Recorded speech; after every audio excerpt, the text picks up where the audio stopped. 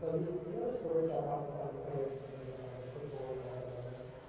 So the idea what I was thinking was to have that also be stable. So instead of having a couple of that laptop, there's one thing, one car, so you put it in the laptop, goes to the database, and then share that information that way. But in addition,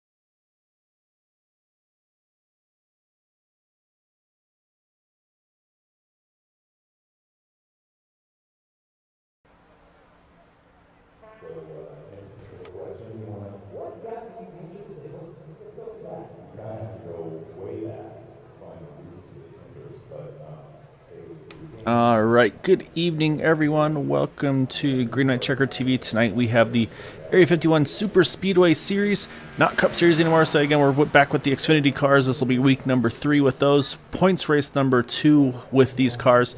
However, I say we got 3 to go in the regular season starting tonight. And then, of course, we'll after these next 3 races, we're going to be doing the 3-race playoff. So points are going to be critical going into these final couple of races. I say right now the I would say top 6 are looking pretty comfortable from Gabe Butler, Kevin Hash, Jim Brooks, Matt Quick, Kevin Freese, Chad Wilkes. They've got a decent little margin, but you look at 7th on bat from Todd Merkel, Bobby Hash.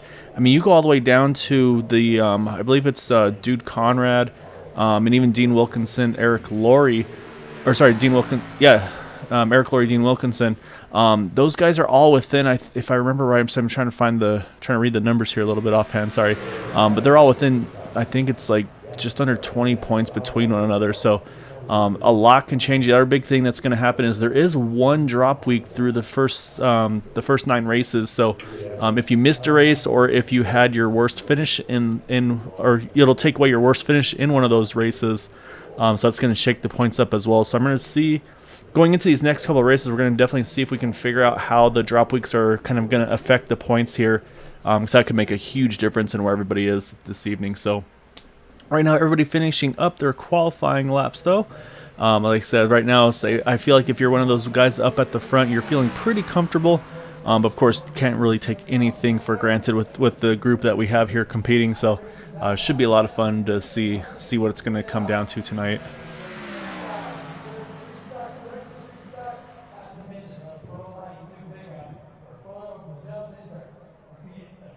Of course, the other thing we got to mention is the team standings as well. So that's going to still be something to keep an eye on.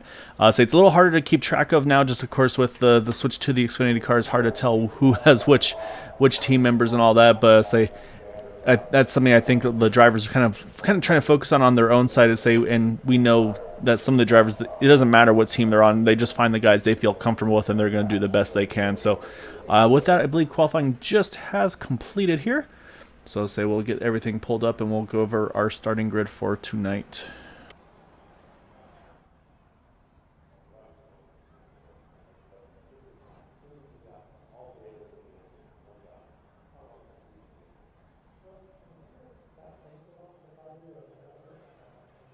All right, so our pole sitter for tonight is going to be the one of Gabe Butler.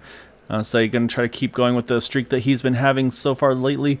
Raymond Rittenau right next to him on the front row. Then you got Dude Conrad, Kevin Freese, 3rd and 4th.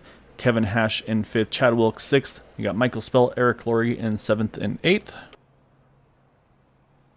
9th through 16th, you got Bud Steele, Todd Merkel, Dean Wilkinson, Craig Forsyth, John Brill, Bobby Hash, Alberto Lopez, Robbie Richards.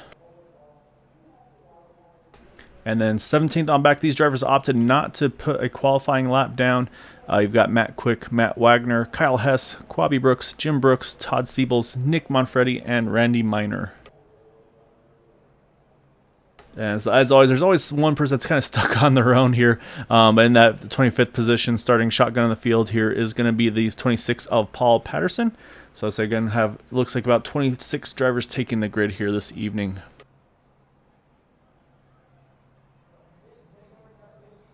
And with me, as always, tonight is my partner in crime, Dale Knott. So he's getting everything up and running on his end. I'll say, obviously, the racing's definitely kind of picked back up the intensity after we switched back to this Xfinity car from the Cup Series after that package change that just hasn't been as racy as I think the drivers had been hoping for. So I'll say it's going to be fun to see what these guys are going to do strategy-wise tonight. I think it'll be interesting to see what they're going to do tonight. If there's anybody that's going to stretch that two-stopper, talk to a few drivers. They think it's going to be out of reach, so it'll be fun to see if anybody's going to take that gamble or not. Yeah, just like you mentioned, the previous package we were running wasn't as racy. These guys want to have the opportunity and the option to race door to door with one another, maybe even 3 wide at some occasions. And actually noticing right off the bat, we got some strategy calls going from some of those guys that we talk about week in and week out, including our pole sitter. So we're going to have a very shook up front row here. Actually, front of the field, I should say, because if you look here, you see Gabe Butler's in the pits, as is the 8 of Duke Conrad, Kevin Fries, Eric Laurie as well. I believe same goes for Raymond Rittenauer, Kevin Hash. So we got a lot of these guys actually going to start from the pits this evening.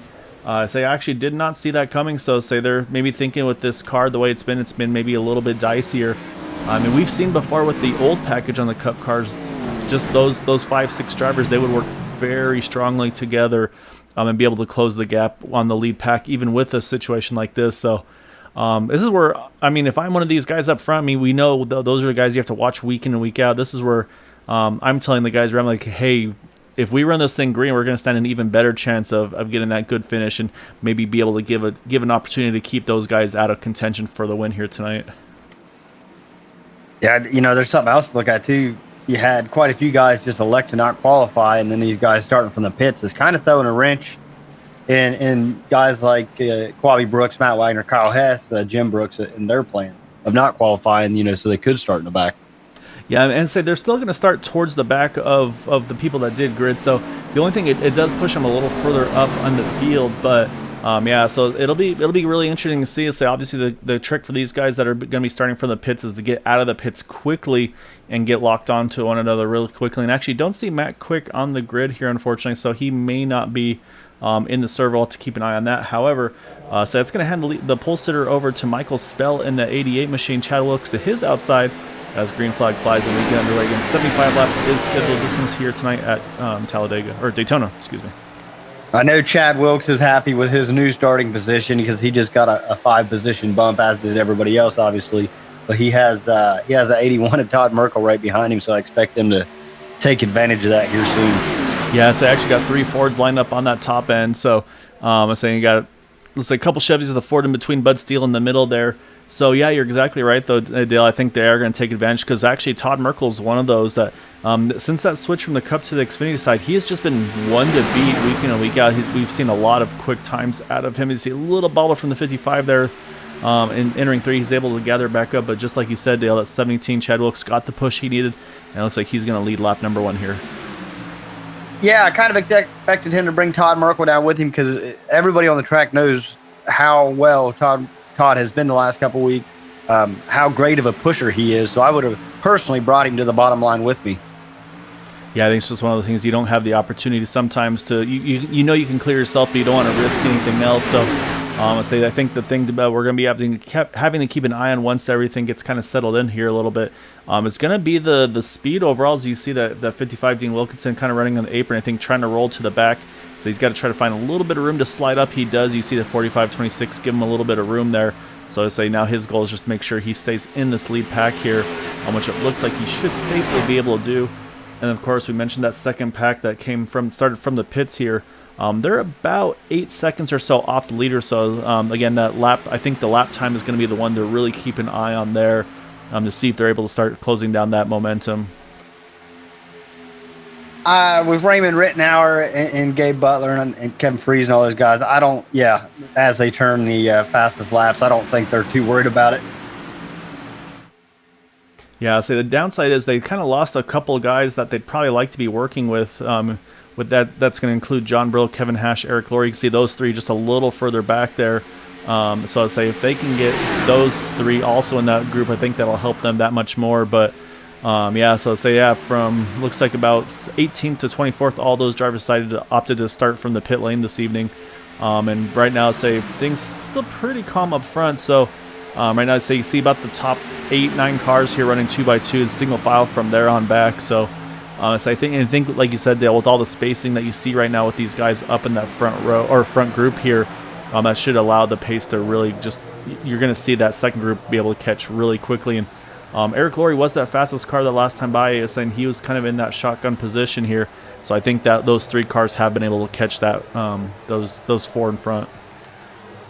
Yeah, and those guys know they really need all 6 or 7 cars back there to make this happen. I do not doubt that they will be able to make it happen one bit, because we've seen it, multiple times in the past. Yeah, exactly right. And yeah, you can see John Brill. He's easily going to get to the back of that 25 of Kevin Freeze. So let's say that's going to get them all bunched up together here. So it's going to give us 7 cars in this pack here. Say up front though, it's still getting pretty dicey as Craig Forsyth. He's able to get to the point. He's going to lead that lap. So we talked about his paint scheme last week. I was able to talk to him a little bit more about it after the race. And so it's actually on the hood of that car, like you said, it's kind of that Corey LaJoie type of a paint scheme with the face on the hood. So it's actually his cat on the hood of that car. So Craig's cat getting some pretty good TV time here. Yeah, looking back there, that rear pack's about 7 seconds off, but it looks like about half a straightaway. So they're doing very well, because this is a long race. We're only lap 5 of 75. Yeah, and the other thing that's kind of a thing to think about, which you wouldn't really think about with just with pace laps and things of that nature, is basically they save that much fuel just on that pace lap. So I said that could actually give them a little bit of extra distance. So that's where that strategy could also come into play from some of these guys. Yeah, that's a really good point, because we've seen it, come down to where a lap or 2 difference in fuel matters. So that's a really good point you bring up. So now leading that top side is the 12 of Robbie Richards, and that Chevy Camaro. He's got right behind him, I believe that's the 80. Oh no, I'm sorry, the 86. I'm sorry, Kyle Hess there. He's able to push him to the front. You could see Kyle try to clear himself, wasn't quite enough wasn't far enough ahead of 27. So you saw him try to squeeze down, knew he couldn't do it, had to bounce back up, and now he's got Alberto Lopez though in that 20 car right behind him. Maybe those two can lock on here and see if they can push their way to the front. Yeah, Matt Wagner's coming up there too, right behind that 20 car now. He made a move to the top a little bit ago and then kind of ducked back and rode around on the bottom, but I expected him to be back up there. Now he's getting ready to push the 20 to lead, hopefully. Yeah, you see Kyle Hess was able to clear. He gets to the inside line, so now it's going to be Alberto Lopez with Matt Wagner right behind him as we watch them down the backstretch here. And you see Matt gives a big bump to that 20th car. I think it's going to be enough to clear Alberto here in a 3. Nope, was not quite enough. Yes, I couldn't tell from the onboard there. So those two are going to stay side by side here through 3 and 4. But I think the momentum on the top side is going to be able to push that 20 car to get the lap led this time by.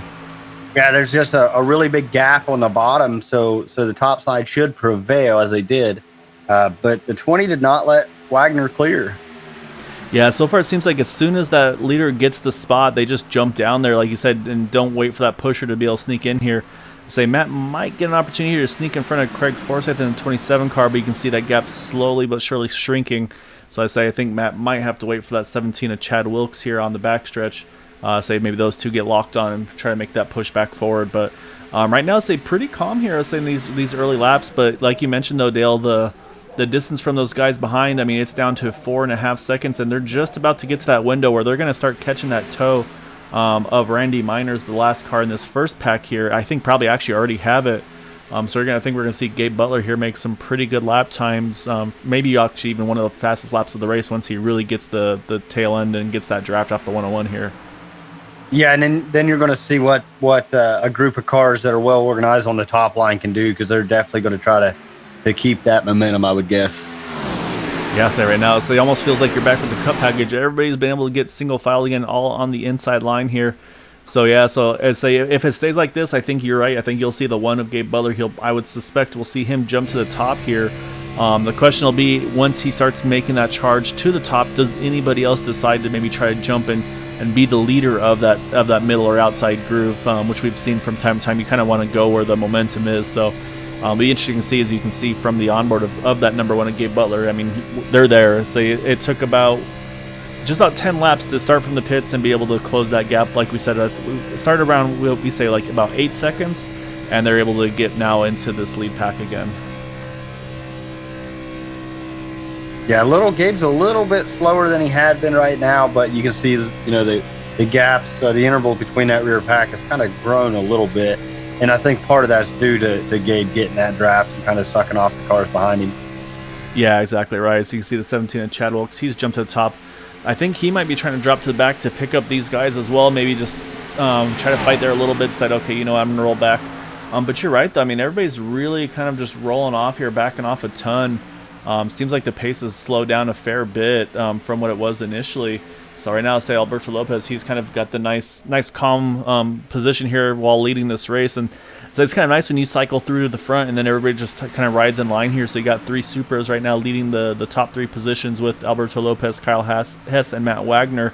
They had a couple of Chevys and Fords behind with Robbie Richards, Craig Forsyth, Michael Spill, Todd Merkel, actually Bud Steele, Bobby Hash as well. So I'll say a nice little mixed bag of drivers right now in this top 10. Yeah, and want to mention this too. Alberto Lopez usually has a few fans watching the broadcast here on YouTube, so I'm sure they're ecstatic to see him out front. Yes, and it's been one of those things where he's had a lot of pace. He's been up front a lot. Just like I say, unfortunately, just kind of circumstances really just have bit him. Wrong place, wrong time. Getting caught up in incidents. Some, as I usually seem to be not of his making, just wrong place, wrong time. So right now, say it's obviously the way he wants this race to start, but of course he's going to be looking at the big picture once we get towards especially at the end of that last pit stop when kind of the gloves come off and everybody goes after it. And it's like kind of the same boat like we talked about as well for Matt Wagner in the 11 car. Say he finally was able to get the result he wanted to, or not wanted to, but get a result, I should say, last week. But he wants to get that win, but was able to at least make it to the finish line last week. So. But like you talked about, Dale, that outside line, here they come. They starting to make that big charge on the top. Yeah, and all of them still lined up. You got Gabe Butler leading, Dude Conrad, Raymond Rittenauer, Kevin Freeze. Looks like Hash is back there. Maybe Eric Gorey. I can't quite see from where I'm at. Yep, you're right. That's exactly right. Those are the 6 right now running that top side. I see just a little further back John Brill with Chad Wilkes. They're starting to work that top as well here. So. I said they've already made the way up to 4th position. It's just like you said, if you see the kind of the alignment and everything that they can do, we'll see what they can make happen. And say they're doing so right now. As you see, Matt Wagner thought about trying to get to the top, slow that, maybe try to take over that lead, see if he could lead that draft. But say it's actually now he's just running the middle here, kind of on his own right here. But it's allowed him to kind of suck past the 20. He jumped out there, so he's not in a bad position. Yeah. Really close there, though, entering 3 between the 11 and the 87. Raymond Rittenauer almost got into the right front to the left rear quarter panels. But yeah, you're right, though. Gabe Butler, he is going to get to the point here now. Those top 2, also Dude Conrad, he was able to clear. So now it's going to leave Raymond Rittenauer, Kevin Freeze to that top side to see if they can get back up there as well. Yeah, it looks like Todd Merkel, John Brill, and Chad Wilkes have joined the party on the top line now.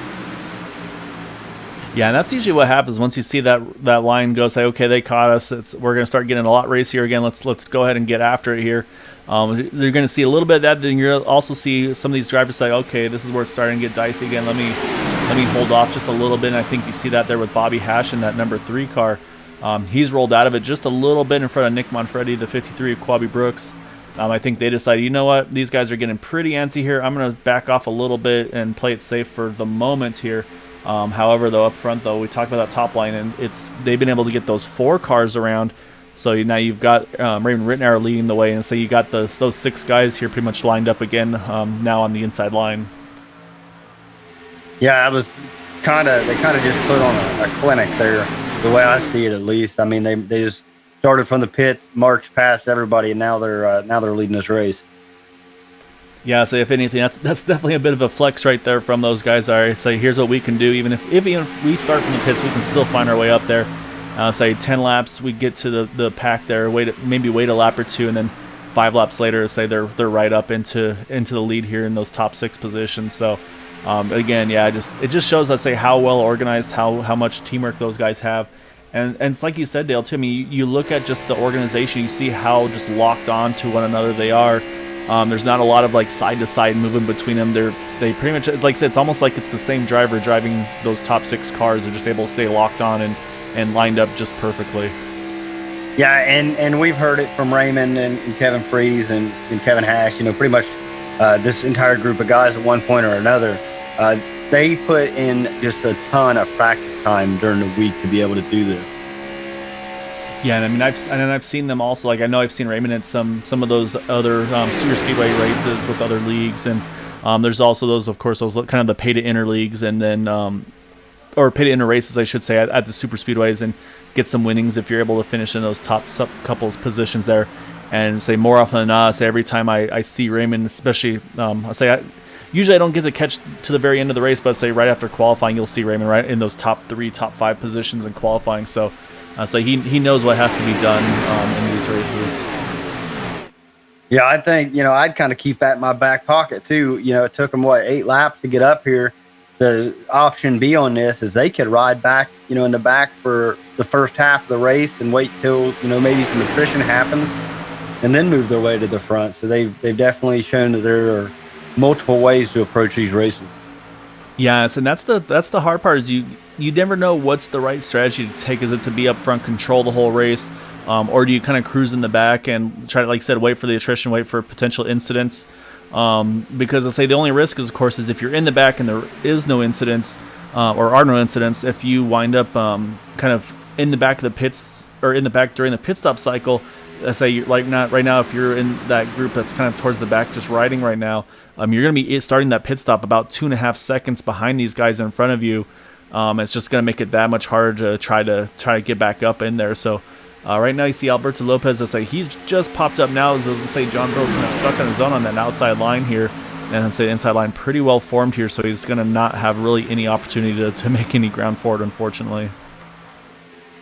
Yeah, and he's not falling back like we would have seen in previous weeks in the Cup cars, but he's definitely not in good shape either. Yeah, so he has a couple spots here. He might be able to sneak back in here first right in front of Bud Steele if he chooses to. Otherwise, I say he's got a nice little opening in front of Bobby Hash as well. So right now it looks like he's pretty content to run this top side on his own. So yeah, there he goes. He's going to find his way down inside. So that's going to leave Alberto Lopez on his own on the outside line. And the thing with that, though, again, Dale, is we're starting lap 19. We talked about the fuel window probably being in the low 20s here. So I'd say pit window probably going to be opening within the next, I would say, 3-4 laps most likely, if not even sooner than for some of these guys. So at some point he's going to have to try to find a way to squeeze in here. As you can see, he's got just barely enough room potentially to squeeze in front of Todd Merkel there. However, was not able to slide in as of yet. Yeah, that's kind of risky. I mean, it's real tight. He found it. Takes it. Yeah, he takes it. But the iRacing spotter isn't known for always having the best accuracy. So I understand his apprehension. Yes, and I think that might be a little bit of Todd Merkel saying, "We're early. Come on in. Let's get everybody lined up. We don't want to have an incident from somebody trying to force their way or having to pit from that second line." So I think that's just a patience call from that 81 and Todd Merkel, knowing that pit stop's just about to start. So everybody kind of playing nice here at this point in the race. Yeah, and single file all the way back, so it shouldn't be too difficult for guys to get in a pit. Though as fast as they are going, it is always risky.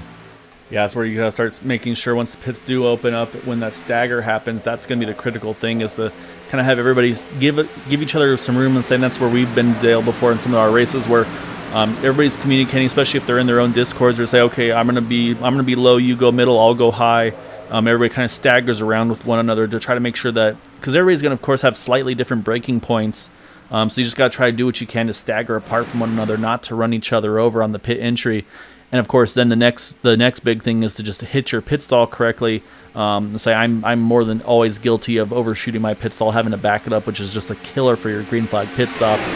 Then of course, then just getting out of the pits, you got to make sure you don't spin the tires when you start going through the gears, and having to kind of modulate that throttle on the apron coming through coming through 1 and 2. So there's a lot going on. Say that's really where these races are kind of made or broken, especially for the way these races have gone green so often. Yeah, and you know, a lot of times you're not on these super speedways. At least you're not taking tires every pit stop. So you come out and you grab a gear too hard or a little too hard on the throttle, and it's real easy to be up in the traffic.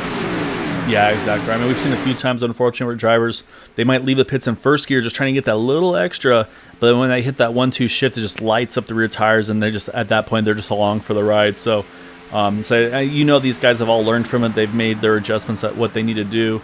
But you're right, though. If they take fuel only and say those tires are going to be a little greasy, and you're going to be on the apron where there's, again, probably a little bit of dirt and stuff like that, too. So so far, though, everybody's still holding single file. Nobody's ducked in yet. So this is starting lap number 23. So 53 to go at the line here. So, again, you wonder, I think somebody's going to try to stretch his fuel number out. I was going to say it would be the 89 of Matt Quick. Unfortunately, it doesn't look like he gridded for tonight's event. So I do look at some of those guys, though, that started kind of mid-pack and then just kind of rode like a Quabi Brooks, Jim Brooks and company. This is definitely an opportunity where if you're just running that inside line, you can definitely save a ton of fuel. Yeah, and they haven't, you mentioned Jim and Quabi Brooks, they haven't been making any kind of big moves. They've just, been riding, and I'm sure there's some throttle modulation going on as well because they haven't needed to be all the way on the gas. Yeah, and again, still nobody coming in here, so we're going to start lap 24. So, I mean, we're getting right to that mark, Dale. I'll say next time by is going to be 51 to go. So if anybody can go about 2 more laps, that would be right at the 3rd mark of this race. And if they can do the same thing one more time, actually, I guess twice more if you think about you have to go through the full 3 stints, somebody could get to that window. So I say, could that pit stop strategy that we saw from these guys up front with them starting from the pits, saving that little bit of fuel under the pace lap, so that could play into these guys' hands, or of course the guys kind of mid-pack that have just been riding all race long.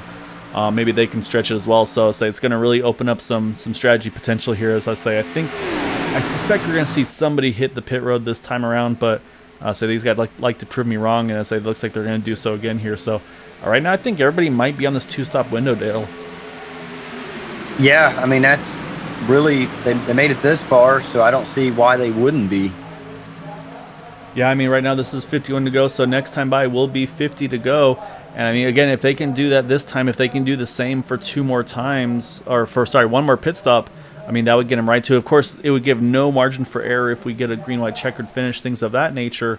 But as we've seen a lot of times, once the green flag cycles go through, it really spreads the field out. So kind of it doesn't eliminate, but it definitely lowers the chance of an incident, depending on how these guys get through their pit cycles.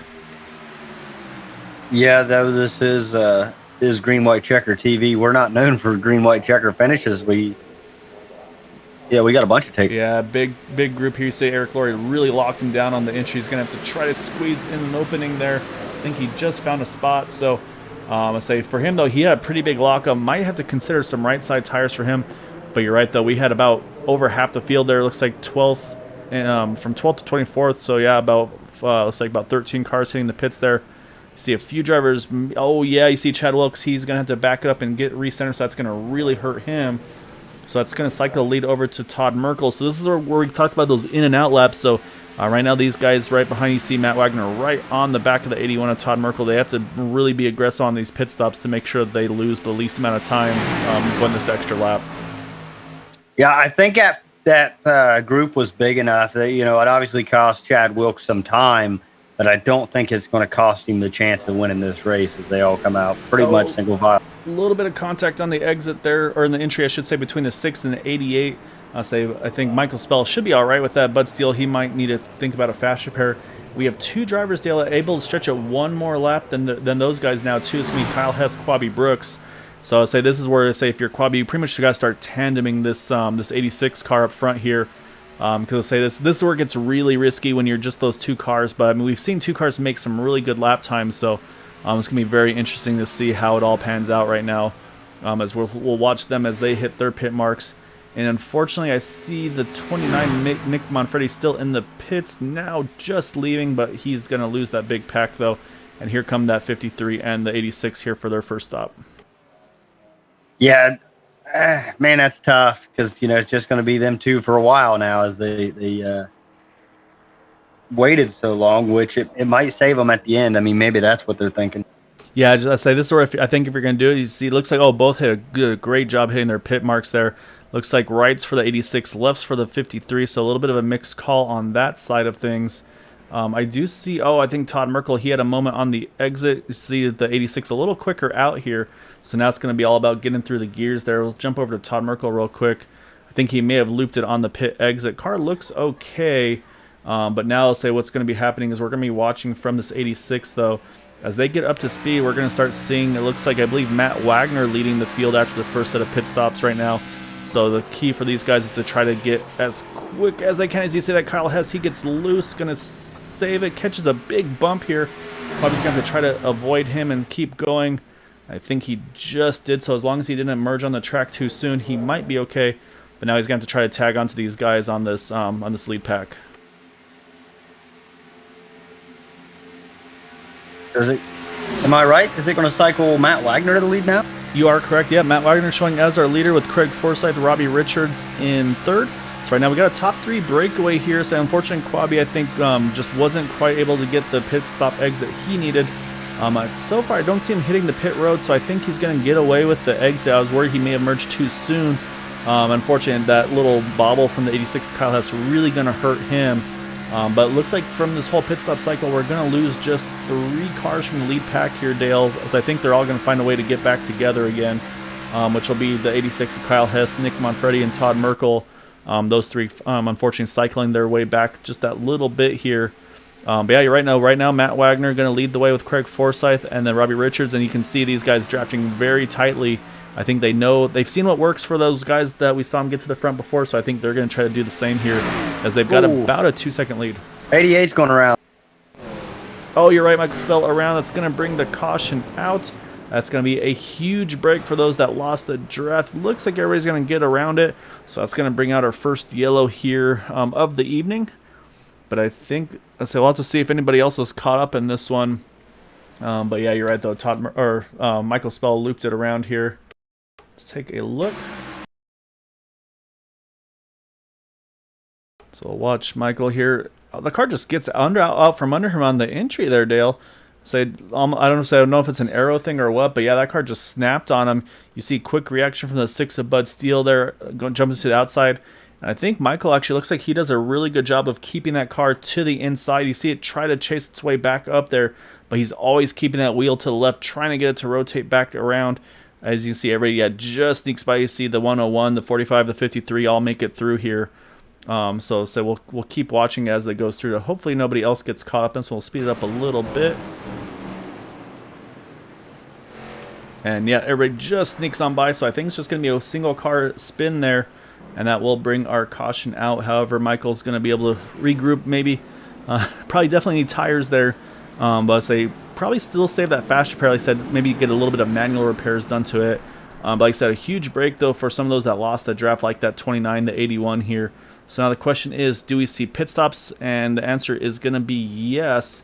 Does anybody though? Do we think anybody stays out here? Maybe tries to stretch it. I would think maybe Quabi would have, but it looks like everybody's going to hit pit road here.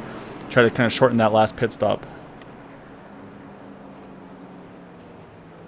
Yeah, and this shouldn't be a long stop. See, some guys taking tires that didn't on that last stop, but yeah, it should be a quick stop for everybody.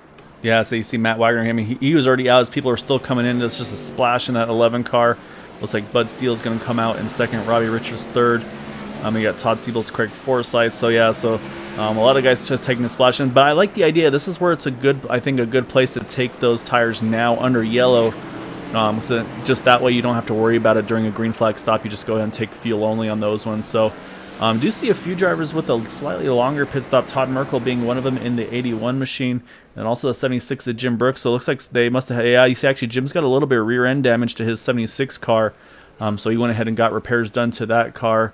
I'm suspecting he probably got it all repaired just by the fact that he's rolling out now. He had plenty of time to keep getting repairs done to it. But it looks like it's all on the rear, so I think I say usually with that, those cars are still pretty stout. I don't think it'll hurt him on the grand scheme of things here. I was getting ready to mention it when Michael Spell went around, but Kwabi Brooks on his pit stop, I questioned them two going in together, but it worked out so well for Kwabi Brooks staying out that extra lap. He actually gained just a ton of track position from that. Even if the caution didn't come out, he was gonna be in ninth.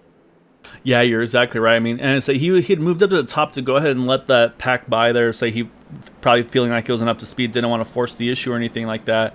But you're right. I mean, he was 2 laps later in the pits there, and I mean, it was looking good for him. I think it still looked like everybody was going to be able to make it to the end. But yeah, you're right though. And I say we have a lot of drivers topping off here as well as we get the one to go. So I think we're going to see another mixed bag of drivers staying out versus pitting. It looks like about the top 15 or so are going to stay out, and 16th on back roughly are going to be pitting here. So again, I think these drivers just trying to give themselves just that little teeny bit of extra fuel here as they try to shorten this last pit stop. Yeah, I don't think that's a horrible idea at all. I mean, just they're hoping, based on past races, that it's going to stay green, and that there will be another round of green flag pit stops. So, I mean, it's a solid decision, in my opinion. Yeah, and one thing I'm noticing, too, is we talked about those guys that started from the pits and worked their way back up there. Looks like they're going to go for another strategy here with that caution. We talked about probably not wanting to be in the middle of things, and you can see Gabe Butler. Looks like he's going to lead that group out of the pits here.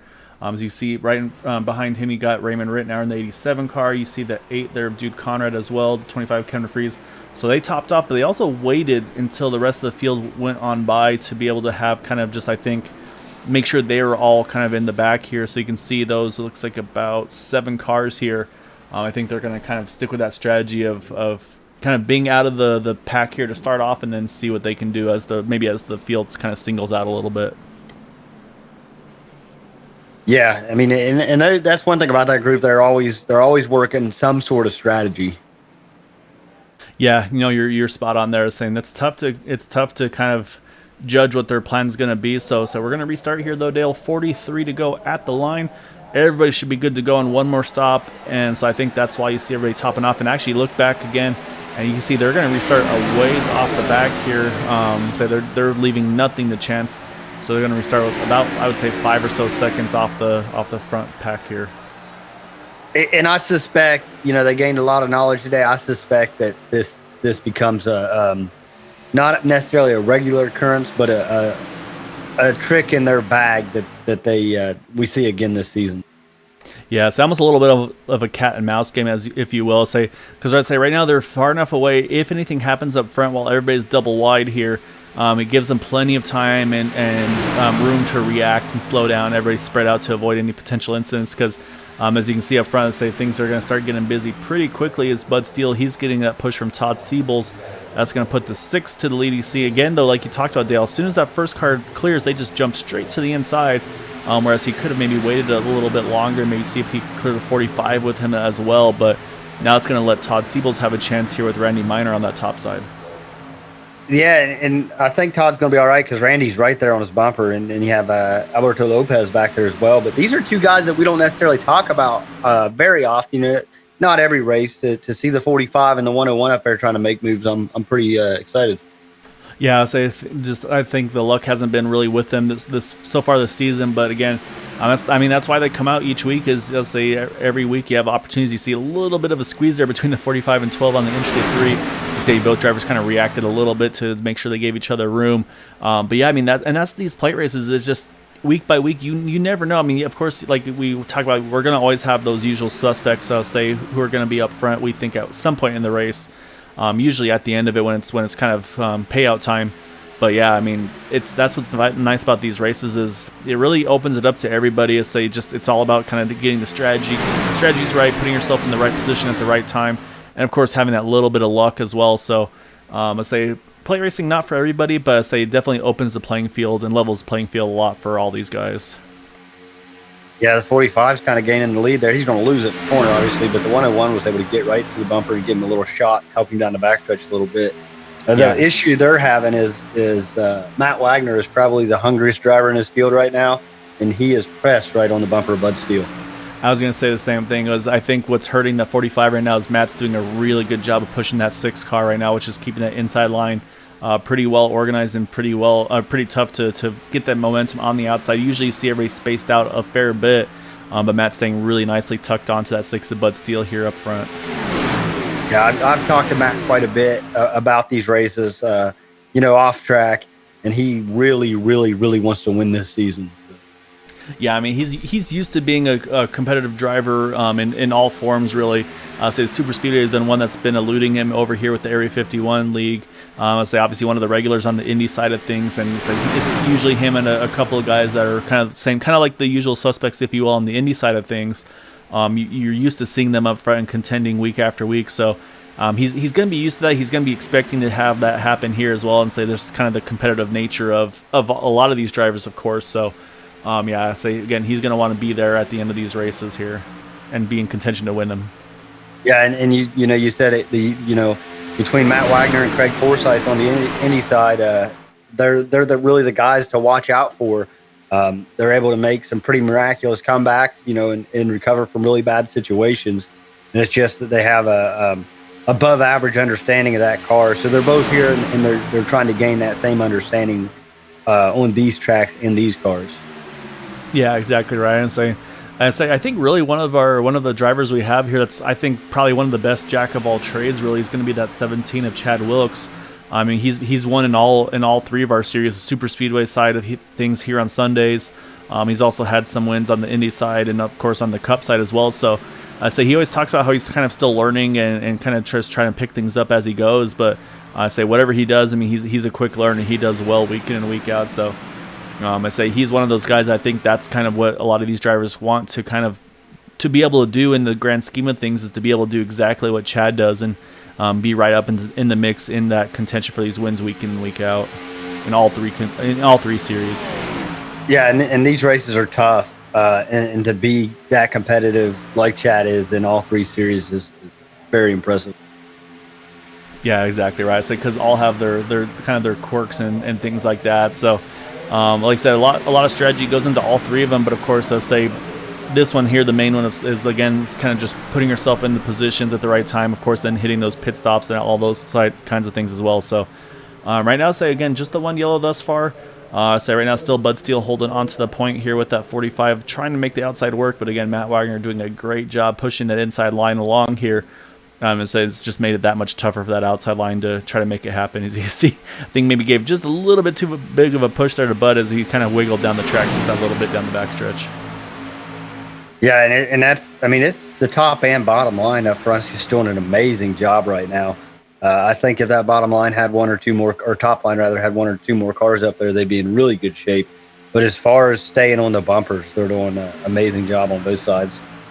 Yeah, I think those guys like, again, the Gabes, the Raymonds, Kevin and company, it's forced all these guys to really kind of learn and kind of try to see what they do and just step up their game all around. I mean, and that's really what this does is, again, just the competitiveness and just the little things that make a big difference, especially in these plate races. That's what you're going to see a lot of times. So I say right now, so you can see again, we got still those 2 groups again. Matt's giving big pushes to that 6 car down the back here. You always see that 6 get these little wiggles when that happens. But we mentioned Paul Patterson starting shotgun. He's in this lead pack. I haven't really talked about him too much tonight with that Winn-Dixie paint scheme of the Mark Martin throwback. He is right now just outside the top 10, so I say he's doing exactly what he needs to do here.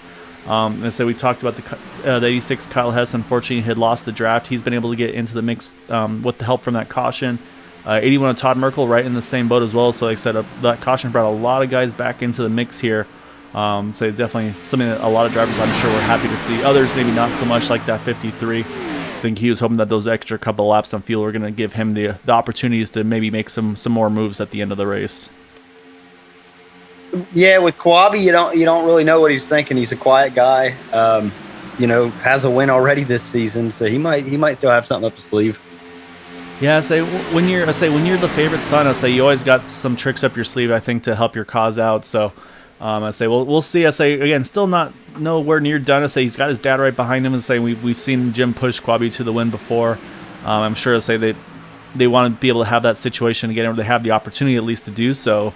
So yeah, it'll be fun to see. I say also they got their teammate Nick Manfredi. We've talked about him before. Just unfortunately, the same thing. Kind of luck hasn't gone his way much this season. So you got 3 of those. We talk about the team points battle. So you got 3 of those guys right together here.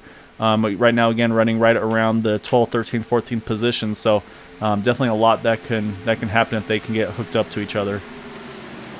So it looked like Gabe, and I'm just watching times, but it looks like Gabe and company back there, 18th on back, pedaled a little bit because their times just fell off for really no obvious reason. Yeah, and I think they're doing a little bit of shuffling of who's leading what and where, because I'm noticing now Raymond's actually taking the point of this group. As you can see, they're all pretty staggered apart, which we talked about how usually they're right locked onto one another. So I think right now they're about 3.5 seconds away from Chad Wilkes, who's the last car in the lead pack here. So I think they might be waiting. So we talked about the fuel window. Looks like it seemed like everybody was able to run about 25 or so laps at least. So right now we're on lap 13 of this run. So I mean, if they can go 12 more, that's going to put us at 21 to go. So it'll be curious to see who's going to make what calls when, if anybody tries to maybe short pit just that little bit earlier to maybe try to jump some of the field here. But yeah, I think right now, they're just waiting until it gets a little closer, maybe about 5 laps until pit stop time. And I think that's when you're going to see them really start to make the big moves. As now you see Raymond, he's going to jump up, let Dude Conrad take over the points. So we might be seeing that kind of that shuffle that we talked about as well, where they kind of one leads and then they switch to the next car and so on and so forth. So I think that strategy is starting to kick off right now. Yeah, and that's I talked earlier about how much they practice. Like you can't really do that with just a group of random guys. It'd be difficult to do it with guys that you just raced with every week. I mean, it takes a ton of practice and a ton of communication to make this happen. Yeah, exactly right. So there's going to be the best places and times to do it. Saying it, obviously, from what I'm looking at, it seems like it's pretty much the entry of the turn. You jump to the top. That second car, he stays low.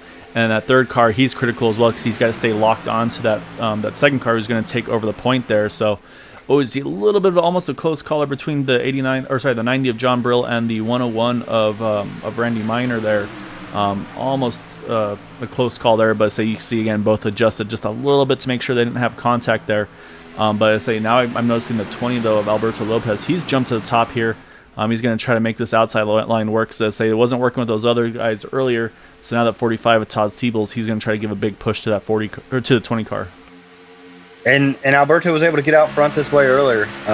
Didn't quite clear Bud Steele this time, but the 45 is right there. So when they come out the corner, but I start to say that, and here's Matt Wagner pulling right back up on the 6. So. Yeah, I don't know if you see it or not, Dale, on your side, but I see just a little crinkle on that right front hood of the 11 of Matt Wagner. Not sure where that may have come from. So I almost wonder if that would affect him at all if he was leading the pack versus being the pusher right here. It's not a lot, but I mean we know how aero sensitive these cars are, especially when you're going about 190, 200 miles an hour here. So I'll be curious to see for Matt Wagner if that plays a role in his in the car and his performance. Yeah, and I'm not really sure. I see what you're talking about. I'm not really sure if that come from because he did give Bud Steele a good shot at one point, but the back of Bud's car looks fine. So I'm not really sure what happened. Yeah, it could have also been something from a pit entry or just maybe another close call. Because of course, when you're running like this, let's say just door to door with a lot of these guys, there's always a lot of opportunities for that slight contact to happen. So. Right now is obviously in a good spot here as we got 29 to go that time by. But right now everybody's again still right now about the top 7 or so, still trying to run double file. The inside line still holding very strong with Matt pushing Bud Steele there on the inside line.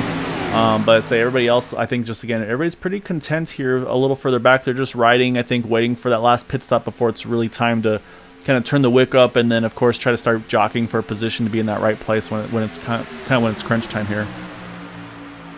Yeah, the raciness is definitely not over. It's been pretty calm and docile for most of this race.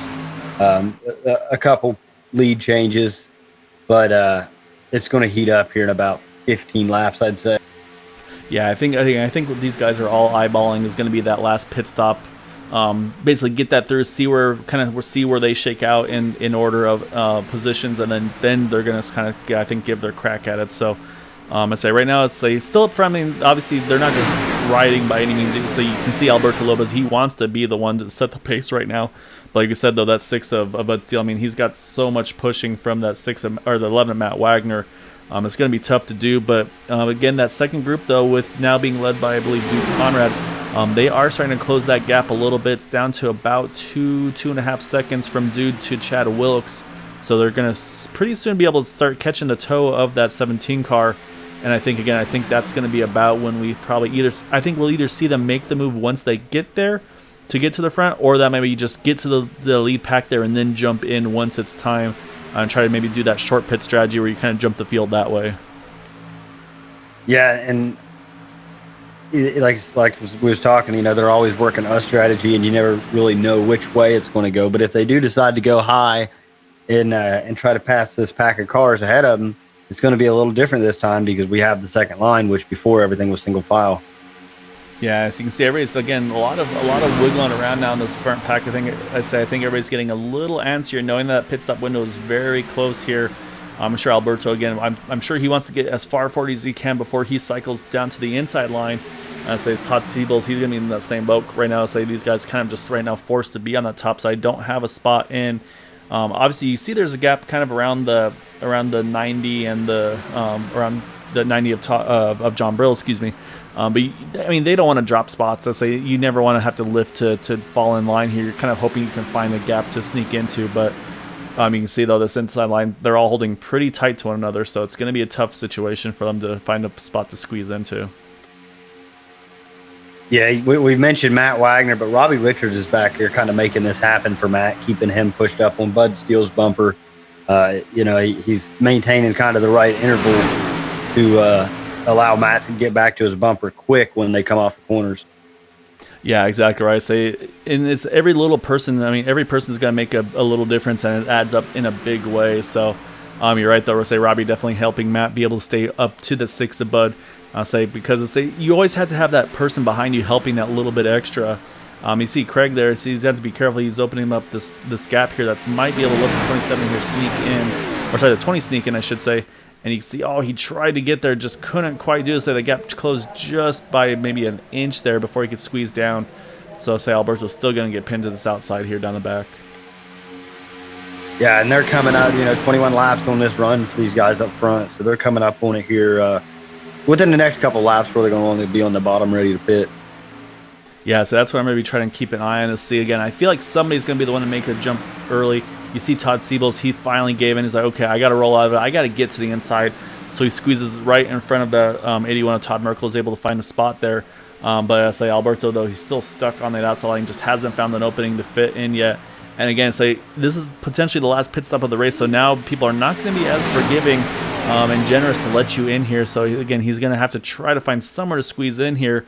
But right now, just there isn't the opportunity as of yet. And actually, do need to mention, Dale, we're talking about the pit strategy. Say that 8 car Dude Conrad and those guys, they all just did hit the pits, coming to 24 to go. So that was the call. They went ahead and pitted early. I kind of thought they would squeeze up closer to the field before they pitted, but they went ahead and made their scheduled last stop of the race here. Yeah, I think they're going to be organized and hauling the mail here real quick, so they're not worried. They know everybody's going to spread out in front of them as they, have to take their last scheduled pit stops. Yeah, but Chad Wilkes, he pitted 1 lap later than them, so Chad going on his own here, but that definitely gives a lot of less risk on the entry. So we'll watch him jump into his pit box. First thing for him is to hit the stall, which he does nicely. Now for him, he's got to make sure he gets a good exit to be able to line up. I think right now his plan is probably to take care of to jump on with those group that pitted that lap before. So we'll keep an eye on that. However, up front again, that 20 car is still stuck to the top. We see close there between Todd Siebels, Craig Forsyth. All right, here comes some of the lead pack. They're going to make their first decision to make some pit stops here. And so far, everybody's able to give each other enough room, a little tight on the entry. But yeah, so you got a big pack here that's going to go ahead and pit here. That's going to now cycle Alberto Lopez to the point. So I think we're going to see this next group of cars here probably going to pit this next time by. I don't think that was the strategy Alberto Lopez wanted to go with, because when he saw the cars go go below him. It looked like he was going to try to hit pit lane and just really wasn't in position to do so. But he kind of made that hard left turn like he was going to try to make it, and then decided better of it. I saw the same thing. I was a little worried initially that he was going to try to dive in there. I think he thought better, but it's like, this is not going to end well. So I'd say as long as he's got the feel, he'll be fine here. So I think for sure we'll see him jump in this time. Yep, here he comes, and here comes the rest of this group here from the leaders. You see a big entry there by the 45. Going to have to try to lock it down and get slowed up. I think just gets it done there. So now it's going to be all about the race and the exit. I'm going to watch Matt Wagner here. He's the first exiting the pits here of the group that pitted last time by. So now it's going to be curious to see how they cycle through versus those guys that pitted that lap earlier. Yeah, and they're spread out a good bit, so it's going to take a lap or two for Matt Wagner, Robbie Richard, and company to get organized. Yeah, because actually you look in the background from the back of that number 11 car, and you can see that outside line is very, very formed and organized. And I mean, it's going to be those guys. And yeah, here they come. Dude Conrad there. He's got Kevin Freese. He's got Kevin Hash, Raymond Rittenauer, Gabe Butler. So I mean, they are starting to kind of mow them down one by one here. They're not going to be able to come out with the lead and be able to kind of control this the race here in dominating fashion. As you see, Bud Steele, he jumped to the top to try to see if he could lead that pack, and they said, no thanks, we're going to go low then. But you can see these guys trying to react to it. And now it's going to get a little dicey here, Dale, because you got people trying to avoid the cars leaving the pits, and you got that top group really trying to make some moves happen as well. So it's going to get a little dicey here. Yeah, that's a tough position to be in, and not really anybody's fault. Nobody was trying to block there. The 6 did try to make a move, but I think that was the right thing for him to do. Just with the cars exiting off a pit, and you're getting passed by these faster drivers. It gets real tight real quick. Yeah, exactly right. So let's say now we are 2 by 2 here. Oh, as I said, a caution just came out as that was going on. I think Eric Laurie may be one of those involved. I see another car as well. Oh, it's the 26 of Paul Patterson. So I say everybody had just made their pit stop. Let's say the caution comes out. So it's going to kind of change the whole aspect of things here, Dale. And I think I think everybody's good to go on fuel. The question is going to be the green, white checkers. If anybody's going to maybe put a little bit extra to feel like they can be all the way to the end. But first, let's go see what happened here.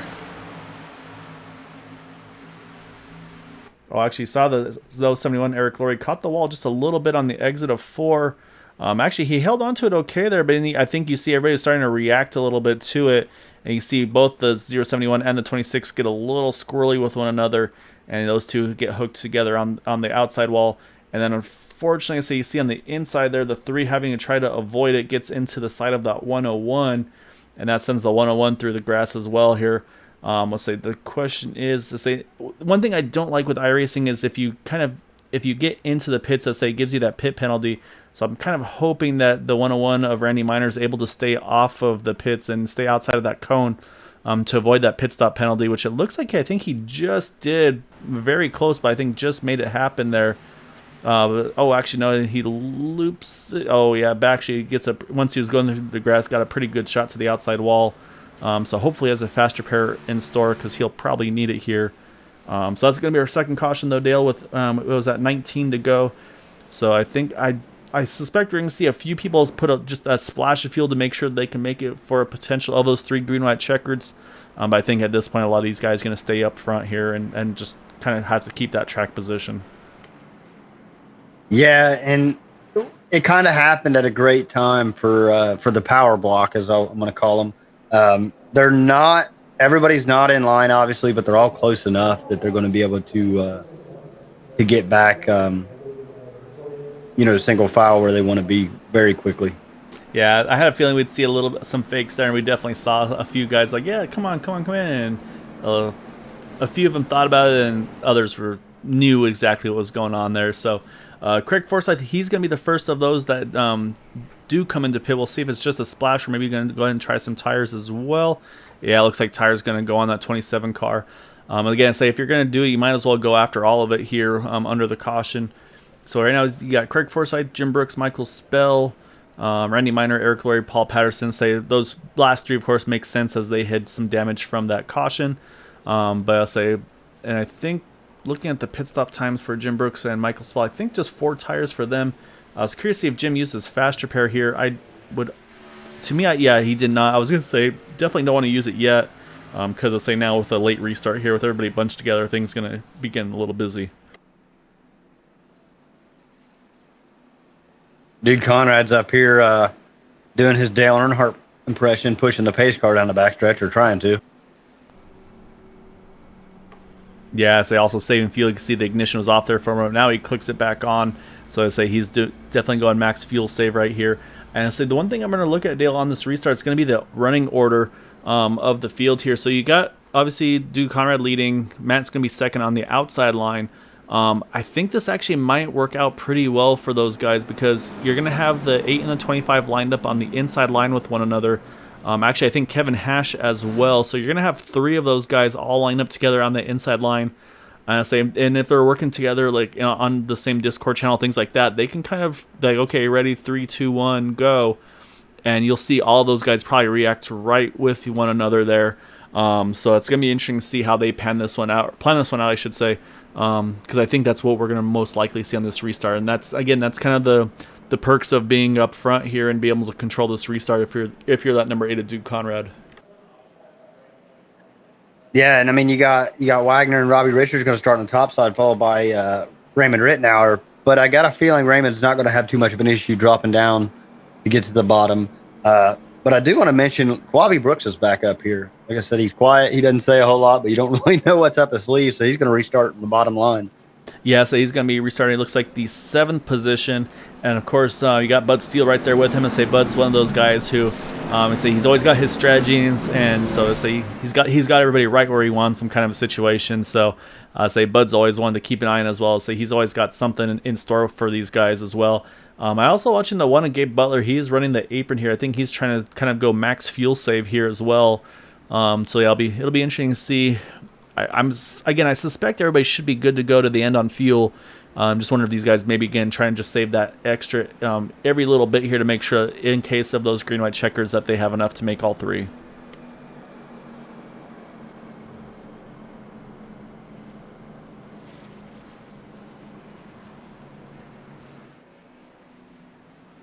But yeah, you're right though. I suspect, Raymond's going to try to work with these guys as well to get lined up. The question is if he can get the right timing on the restart to be able to somehow maybe find a way to squeeze in between the 0-3 and the 53 on this restart. But of course, he's kind of going to be at the mercy of those 2 in front of him if he can get it done. So what we're going to do is we're going to watch from the roof cam looking back at Dude Conrad here as pace car is ducking off. And we are underway. And you can see they definitely get a pretty good start there. You see Matt Wagner say those front 3 easily going to clear him here. And that was exactly what we kind of suspected we would see. But Raymond Rittenauer didn't pan out for him. He's still going to be kind of stuck to the outside line here. Yeah, he'll find his way. He always does. He does have some help up there with that 6 car. He's also going to have the one of Gabe Butler here just about to clear him on that inside line. And so I would suspect we'll see Gabe jump to the top once he gets momentum. Yep, there he goes. Well, actually, he went there, but actually you see Robbie Richards is, okay, yeah, if you guys want to go, I'll join this party too. And so that's going to be where it gets a little dicey. And you see actually Bud Steele just squeezed somehow, but find a way to fit between the 1 and the 87 there. So say everybody's trying to be the one to lead this front pack. So I would suspect I think we'll see Matt Wagner in short time. He's going to see that line coming. I think he's going to jump top. But now you see those guys, the 1 and the 87, they found their way back to the inside line. And now Alberto Lopez, he's going to try to make this move up on the top side here. Yeah, I'm surprised Wagner's not jumped up there in front of the 20 yet. It looks like the 20 is going to get by him here. So, yes, we still have a long way to go. Still 15 to go there at the line. So, I say a lot can happen in a short time. And I think also he might need to just wait for that momentum just to be right here. But you're right though. Right now, Alberto Lopez, he's going to take the point on the top side. But he's getting some pretty good help from that 1 car. Of Gabe Butler, but at some point though, Gabe's going to be looking out for himself as well in that 1 to try to find his best opportunity. As you can see, these guys now kind of have separated just that little bit, so it's going to hurt the outside line's momentum. Yeah, not as formed up as they could be. Looks like Chad Wilkes says, I'm going to get behind Raymond Rittenauer here. He doesn't like what he's seeing ahead of him, I don't think. I really expected Alberto to be gaining more time than he is. He's just kind of inching up there, but I expected him to be doing a bit better just based off, earlier in the race. Yeah, I think right now he's just not getting the push he needs from the 1 of Gabe Butler. And again, that's one of those things where if you're Gabe, the guys that are up front, I mean, these are the guys you work with all season long, week in and week out. So I think right now, say if you're Matt Wagner, you're probably kind of kicking yourself. It's like, I should have jumped in front of that 20 car, and that way we at least had a chance with us two pushing one another. So say, but right now, say Gabe's got that 20 car just kind of right now holding steady in about the second, third car in line. Or sorry, Alberto holding second, third car in line on that side by side with the Kevin Freeze now. But again, just not quite enough to make that push happen. Yeah, if I'm Robbie Richards and Bud Steele, I might get a little frustrated here in a minute and say, hey, boys, we're going 3 wide. We're going to get by them. I think that is something that we'll definitely have the opportunity of seeing here. We'll say, again, still a long ways to go, 13 to go, so I don't think we'll see too much aggression yet. But you're exactly right, Dale. I think at some point, if this outside line doesn't go anywhere, eventually you're going to see someone make that third line happen and try to get it going. So right now, again, that 20 car still holding pretty steady about that second, third car on that the inside line with him. But like I said, it just isn't getting the big push from the one that I'm sure he's expecting and wanting to have happen here. Yeah, and I'm sure he's frustrated. You know, Alberto Lopez knows when somebody's on your bumper how fast that car is going to get up and go. I don't know that Robbie Richards and Bud Steele and company know exactly what's going on or can see that well, but Alberto Lopez definitely knows, and I'm sure he's getting frustrated. Well, and that may be one of those things where maybe the 20 car kind of knows what's going on, and maybe, I mean, can he roll out of it a little bit, maybe give the opportunity. As I said, here comes Gabe giving him a huge push down the backstretch. He's going to get right up to the side of Kevin Freeze. What I was going to say was maybe he could roll out a little bit to try to maybe pick up that 11 of Matt Wagner in front of him, and those two could then try to make the move to the front. But you saw, though, the one there be able to push him all the way up to the side of that 25 of Kevin Freeze here.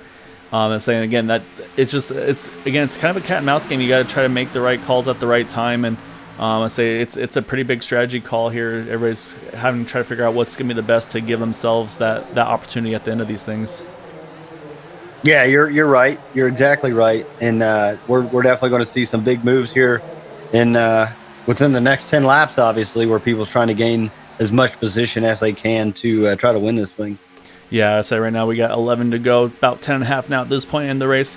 You see a few guys, I think, like say, you see Bobby Hash, Jim Brooks, Michael Spall, they've rolled out a little bit. I think they're kind of envisioning that something's going to happen at some point here. I say, because, yeah, when you've got a big pack like this, when you know everybody's good to go to the end on fuel, I say aggression again going to get a little bit dicier. Everybody's going to start pushing that little bit extra. I say right now, again, like I said, though, that as we get that 10 to go, that 20 car just not quite getting the push he needs, but you wonder at some point, does somebody try something and try to like just kind of stir the pot a little bit, if you will. That's where you've seen drivers before. I mean, we talk about people kind of dragging their brake or things like that to kind of control the field. Maybe the 20, he tries to roll off the pace a little bit to try to pick up the 11 car in front of him, things of that nature. So, I think at some point, I think it'll be closer to 5 to go, but I think you're going to see, I want to say desperation, but you're going to see probably a little bit of a more aggressive, more frustration type of a move. Yeah, I'm absolutely in agreement there. I know that's when I would try to make my move is at the 5 to 3 to go, just depending on the field and what I've seen. But I'm not going to set, and just ride in line all the way to the end of the race. Yeah, exactly right. I say a lot of these guys, again, there is obviously the points are going to be something that's going to be something that we have to keep in mind for sure coming to the end of this. Again, this is we're coming after this race. There's going to be 2 more to go before the playoffs begin. So I say, of course, points are going to be, everybody's going to be eyeing that. They don't want to get caught up in anything here, but if you're in maybe that 10th, 15th position, you're still in this lead pack, but you just can't do anything. So, it's like, well, that's not going to cut it to be able to try to close that gap to some of those guys that are right on the edge as well. So, like I said, eventually, I think you're exactly right, Dale. I think at some point, someone's going to I would think that 12 to 6, they might be the ones to watch to maybe see if they've at some point forced their way to the top side and try to make that third line happen. Yeah, unfortunately, and within all this, you mentioned a little bit ago, but you have Matt Wagner and Quabi Brooks just kind of trapped here on the bottom line with no place to go. Yeah, and that's unfortunate as how it goes. And here's Matt Quick. I was just saying, rolling out of the pits, here's Matt Quick. I say he's still got a chance of this, Dale. He's going to cycle through about 68 laps down, but never say never with that 89 car. I say glad to see him make it. I say it's always good to at least see him find a way to happen these races. But you're right, though. Just out of the blue, you see that Grumpy Cat can pop out of nowhere. So I say, unfortunately, wasn't able to be here for the previous 68 laps, but I say he's here now. So I say appreciate him still hopping in and being a part of this one tonight. Well, we always talk about how great he is at saving fuel, and he wanted to show us that he can really save fuel in these races. That's true. He's going to run over 75 laps on one tank this evening, Dale, so I don't think that's anything any of these other drivers could handle. It kind of caught me off guard when they came off at 2 and there was Matt's car going around the apron. I really wasn't expecting that. Yeah, same thing. I was like, well, wait, who pitted? I missed something. And I was like, oh, wait a second. That's who that is. Oh, man, you can see him in the backstretch. Everybody's starting to kind of fan out just a little bit side left and right here, trying to kind of get, I think, also get a view of where they need to be. So you see the one again, he's gotten the 20 car to the side of that 25 car.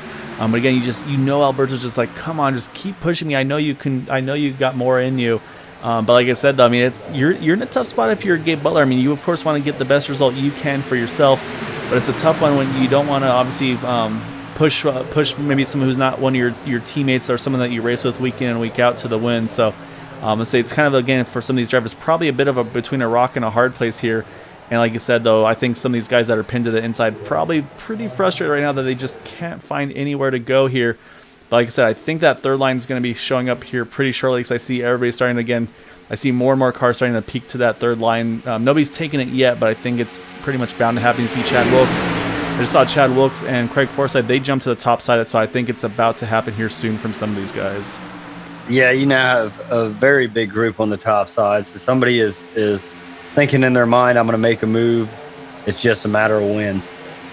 Yes, and this is a tough track to do that. I mean, they can do it, but it's not like a Talladega where you got plenty of wiggle room and you can feel a lot more comfortable doing it. So you got to be, everybody's got to be on their marks and just giving exactly what they need to have happen here. So as you can see, the 20, he's kind of falling back just a little bit here to the 0-3. But again, this is where if you're that 20 cars, it gets actually a nice run here off of 2. But say everybody's still staying 2x2 with 5 to go here. I see everybody kind of just fanning slowly, a little bit. You see everybody just fanning out just that little bit, but nobody's made that big jump to the top as of yet here. Watching how Robbie Richards is running, right behind the one of Gabe Butler, and he's putting a lot more pressure on Gabe than he has been in the previous laps. So I think he's noticed something and is trying to change the situation a little bit. Yes, and that may be another opportunity is if you're Robbie, is like, hey, I'm just going to force that one to push the 20 because if he rolls back too much, I'm just going to start pushing him as well. As you can see, he falls back just a little bit off the one as we got 4 to go here as they come through 1 and 2. But again, still everybody's holding pretty steady. You see Robbie just looking kind of just peeking out there. But again, nobody's willing to take the gamble as of yet to get to that top line. I say maybe they're going to wait till that 2 to go or so mark. We're at 4 to go now. But to be completely honest, Dale, I thought somebody was going to make that move already, but they haven't yet. Yeah, the problem with it is it takes a half a lap or a lap to form up. So if they're going to do it, they need to do it now. Yeah, so I feel like a lot of these guys should still have that fast repair in their pockets, which is not the way you want to go about things, but at some point you're just going to be like, all right, you know what? I'm throwing caution to the wind. I'm going for it. If I have to, I'll use that fast repair. Hopefully I don't blow my motor where I can't make it back for a fast repair, but I feel like at some point you're going to see somebody make the gamble. I mean, you see Alberto Lopez, he's really trying to squeeze that inside line to slow their pace down. But yeah, still so far you see a little bit of jockeying around in the back of the pack here. But again, still everybody holding steady here 2x2 as we're 2.5 laps to go here. Next one by at the line, 2 to go. Yeah, me and Chris Caboo made it a rule a long time ago that we weren't going to leave tires on the pit wall. And I think if I had was in a league with fast repairs, I wouldn't be leaving that a fast repair there if I had an opportunity to be a little more aggressive and a 50-50 shot at winning this race. Yeah, exactly right. I'd be in the same boat as well. I said the problem, like we said, is it's going to have to come from a Robbie Richards or a Bud Steele at this point because Quabi Brooks, Matt Wagner, I mean, they're pinned to the inside. There's just nowhere for them to go. I mean, yeah, they could try to force their way into the middle or something like that, but I mean, that's not going to go over well with the competitors. And as frustrating as it is, you still, of course, want to be a good competitor. But as I said, here comes Kevin Hash. He makes a big move to the top side. He hops in front of that 20 of Alberto Lopez as we're 2 to go here. Going to come to going to try to get to the white flag. Say if we do get to the white here, Dale, that's going to give us the they'll race it back to the end no matter what happens here. Yeah, that was about as tight as they come. When the 0-3 made his move to the top side, but now the 20's got somebody to push. So I imagine that he's going to get the 0-3 up front. Yeah, you're right. We got the white flag, so this is the final lap. No matter what happens, everybody's going to be racing back to the finish here. I see everybody's starting to jog around a little bit more, so let's say the third line has yet to form. I don't think it will at this point. So I think too late for that.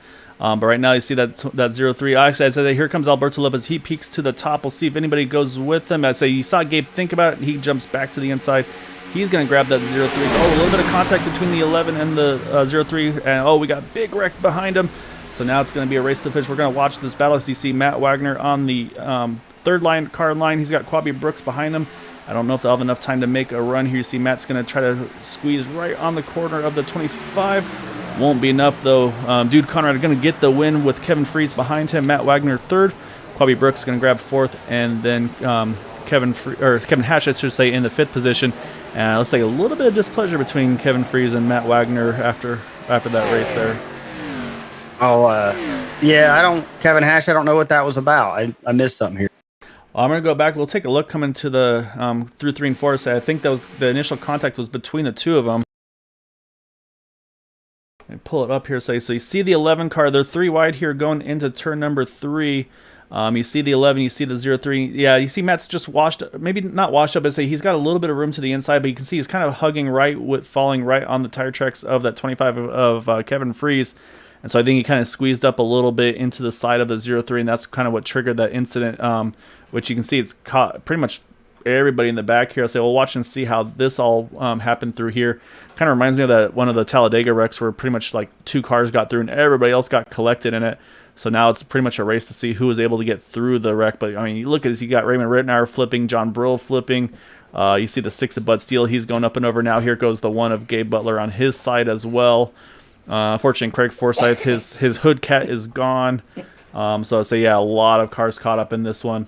So I say the question is going to be the fight for who was able to kind of survive there at the end. And it looks like you see the front clip is missing off of that number 071 of Eric Laurie.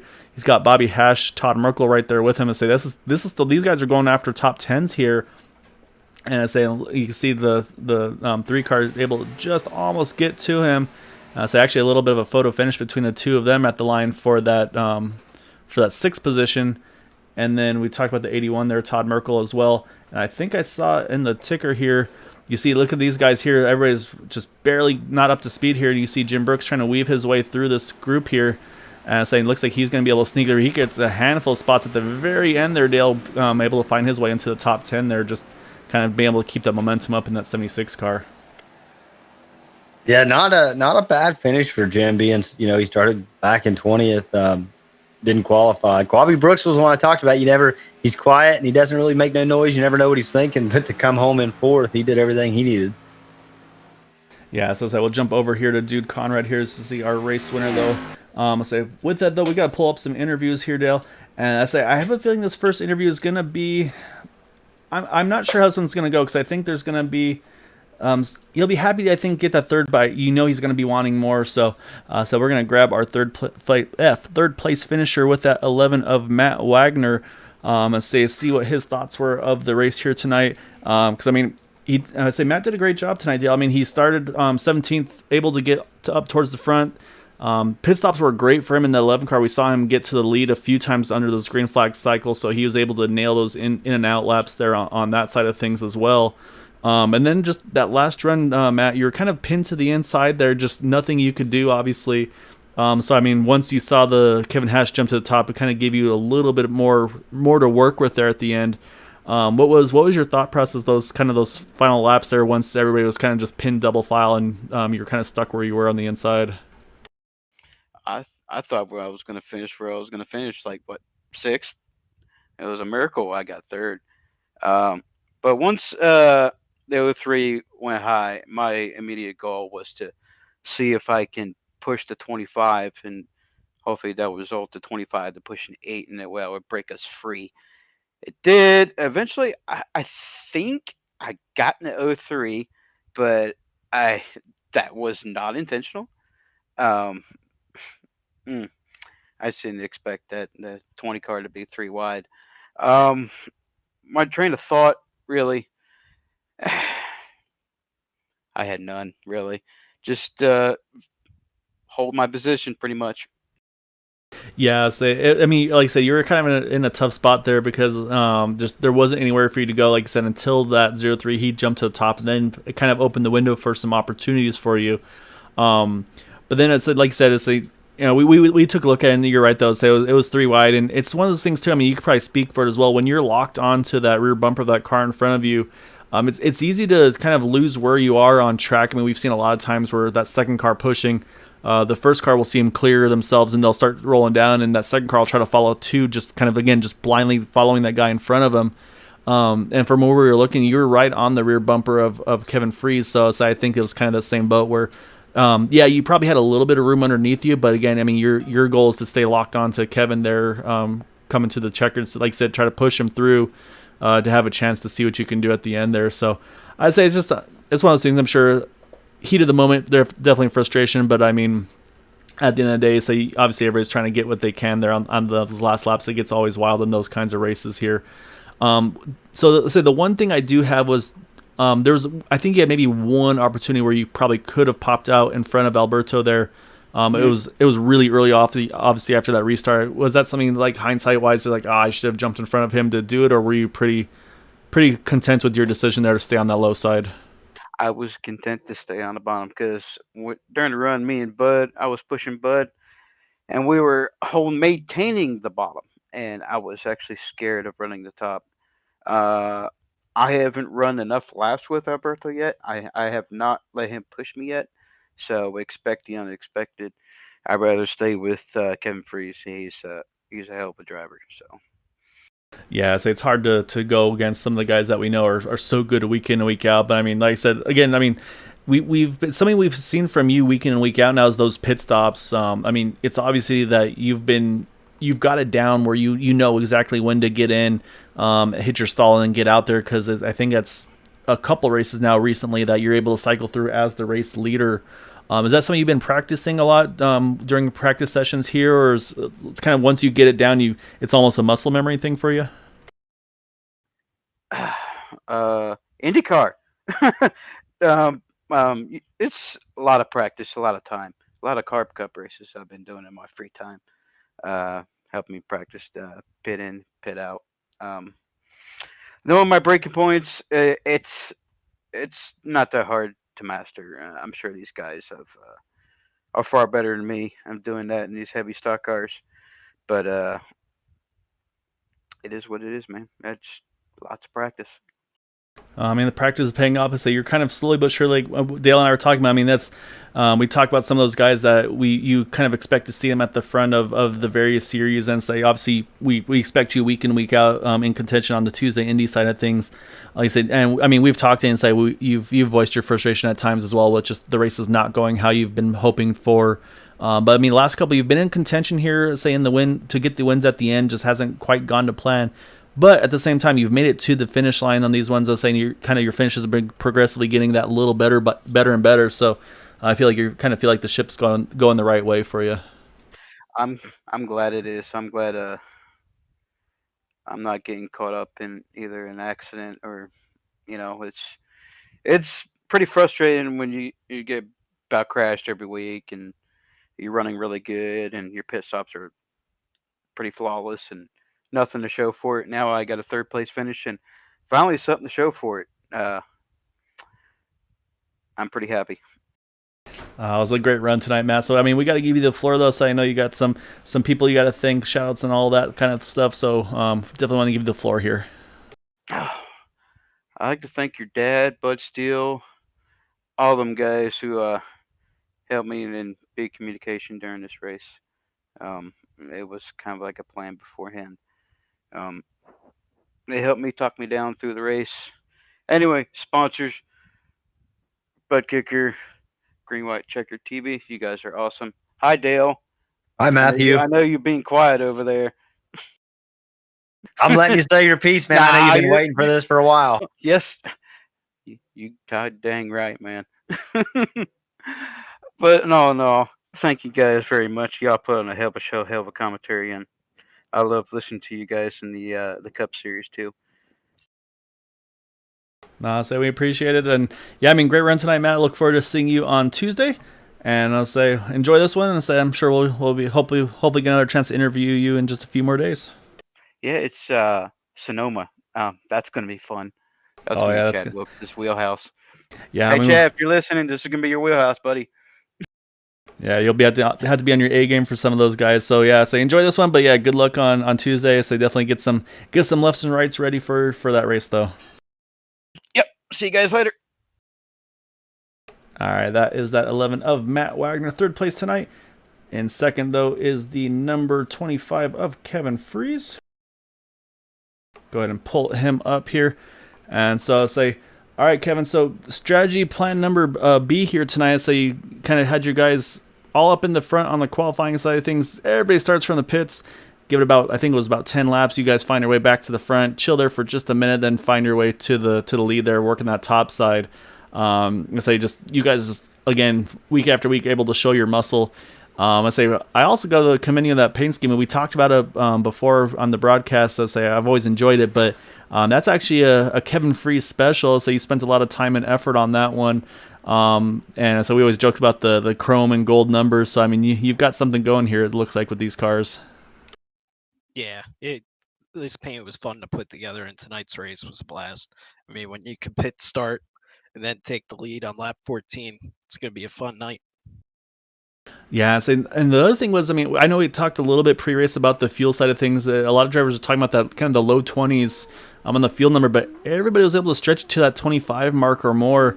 Was that something that caught you by surprise of how much fuel was actually able to be saved in throughout the course of the run, or was it just maybe the calculators just weren't quite on par during practice to what they wound up being on during the race pace with the big draft?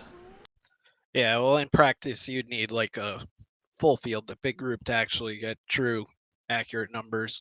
And once we got into the race, it was looking more and more. We actually cut it short by about 4 or 5 laps. We could have gone. We wanted to break away from the group, but then more people followed us in. Yes, and that's going to be the tricky part for you guys. Is I mean, we know a lot of guys. Obviously, they look at you as the ones to kind of to beat or to compete with. So it's going to be one of those situations where they see you jump in, they're like, all right, well, we probably want to do what they're doing, and you kind of expect to see them probably sometimes as well jumping with you there. But yeah, I mean, you're right. You guys again started from the pits, able to get to the front pretty quickly there. And then we saw on the, I believe it was not the last restart, but I believe that first caution there. You guys started it was about 5 or so seconds, I think. You just kind of give yourself that was that just to give yourself breathing room in case of a caution on that after that first restart? Yeah, when the group at the time was out front, they were too wide prior to that caution coming out. The high line was bouncing all over the place, so we wanted to be as safe as we could, hang back, and then close in coming to our pit stop time, just to hopefully stay out of the mess. Yeah, I'll say it worked out well. The only thing I was surprised was that I kind of expect you guys to get really, really close to the guys in front and then jump in, kind of to minimize that time loss. Because I think you still pitted about 3 or 4 seconds off the lead overall, but obviously it didn't matter because you still found your way to the front. Because is this Dale and I always talk about once you guys get lined up? I mean, you guys, it to us it looks like it's just like one driver driving all 3, 4, 5, 6 cars at a time. Just again shows the time and practice that you guys put in with one another to be able to kind of just really kill at these races when you guys get all hooked up together. Yeah, I came out pretty much bumper to bumper with Dude, and Hash was right behind us. So we were able to just get that speed up right away, which helped us. And then when that caution came out, it actually worked out following that final pit stop, because the way it fell, I was first, or Dude was first, I was third, and Hash was fifth in the running order. So we were all in a line on the bottom. So it was perfect for us. Yeah, that's something we noticed as well. You guys are lined up pretty nicely on that restart to be able to kind of control the restart and get hooked up together and kind of do what you guys do best at the end there. Obviously, it got dicey at the end. To say people are starting to jump around, say make those big pushes to the end there to try to get the best finishes they could.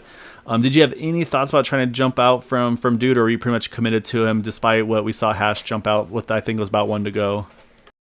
Yeah, I was pretty happy when Hash jumped out, because it pretty much ensured that we were all going to finish pretty well. I was sticking with Dude. I want to help him out in the standings as much as I can. And I mean, he's pushed me to a bunch of wins. He's the one who got me into this league. So just trying to help him out when I can. Nah, it's always a nice thing to do. Say, and that's the thing is, I mean, with these races, always obviously you all want to compete, but to be able to do it with friends and stuff to enjoy yourselves with one another, it's always a good time had by all I know as well. So, that being said, again, a great run for you. Like I said, and I'm sure well appreciated by Dude. We'll be bugging him shortly as well, obviously. But definitely want to give you the floor though. Any thanks and shouts you'd like to give for that second place tonight? Yeah, thank you to you for putting on the broadcast, the Area 51 admin, all the drivers. We did a good job tonight for the most part, keeping the race clean. And huge thanks to all the team Bootnaka. Yeah, great job tonight, Kevin. You know, you're right, though. Say only 2 more to go after this before the playoffs kick off. So that top 8 in points is going to be very critical coming down these final couple races, especially with that drop week. We'll have to going to try to do some research on that to give a better idea of who is where with everything going on. So congrats on that run, though, tonight, and look forward to catching you again here soon, sir. Thank you. You guys have a good night. All right, Dale, that's going to leave us now to that number 8, our race winner of Dude Conrad. I say Dude started from the 3rd position unofficially, actually started from the pits, but able to find his way to the front multiple times tonight and then end up here in victory lane.